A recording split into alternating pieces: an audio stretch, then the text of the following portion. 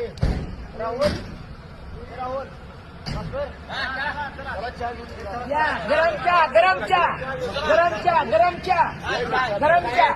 पाणी घ्या या गरम चहा हो मामा एक 5-6 कप चहा घ्या आम्हाला हा बिस्लरी द्या बॉटल पाणी